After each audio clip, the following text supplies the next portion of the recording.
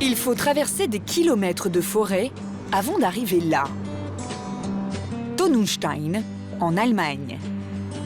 C'est un peu le bout du monde, une bourgade de 30 000 habitants, où il n'y a visiblement pas grand-chose à faire. Et pourtant, il y a bien une curiosité locale. Un prénom, toujours le même, à chaque coin de rue. Les visiteurs sont accueillis par le rond-point Britta.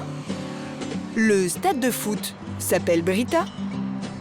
Les enfants vont à la garderie Britta, pendant que leurs parents vont travailler à l'usine Britta.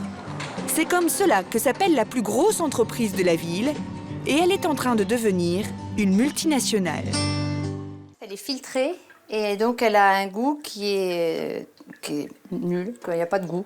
Alors que l'eau du robinet est une eau qui est très javelisée. Ce goût de javel, cela vient du chlore que l'on trouve en très faible quantité à la sortie du robinet.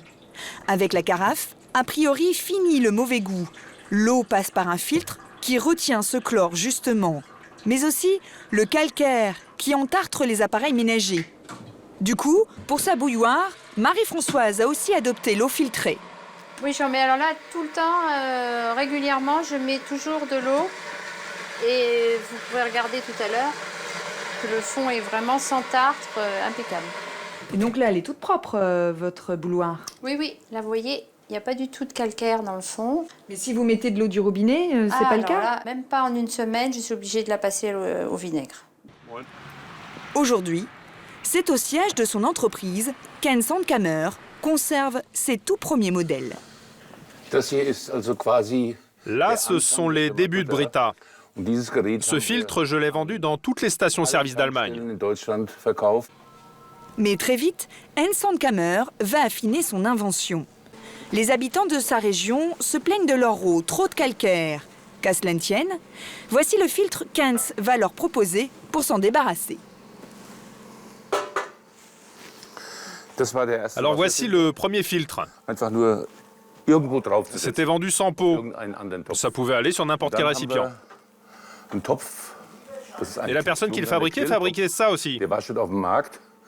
Et elle m'a dit, regardez, je produis aussi cette carafe et ça s'intègre parfaitement.